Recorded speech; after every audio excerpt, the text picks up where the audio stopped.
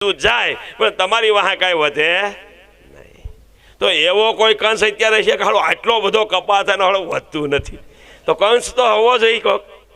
તો આ કંસ કોણ છે એને આપણે સમજી જાય તો પાઠો રહી કે નહીં હાથમાં. સમજાય છે ને મારી વાત? સમજો તો તમે કંસ સમજી જાઓ તો આ આપણી દશા માઠી બંધ થઈ જાય. તો મારા ગામમાં એક ભેંસ વિયાણી, બરોબર, સમજવાનો દાખલો છે. એને 6-8 લીટર દૂધ છે. ઘરમાં તો હવે લગભગ બધાને મોકલી દીધા, ભાગો, કોઈ હીરામાન, કોઈ ભણવામાં, સમજાય ને. ઘરમાં 2-3 જણા 7 લીટર દૂધ ને કરે હું. એટલે અમે ચર્ચા કરતા હતા, મેં કીધું મંડળીમાં ભરી દે ને, એટલે રોજ પૈસા આવે, સમજાય ને.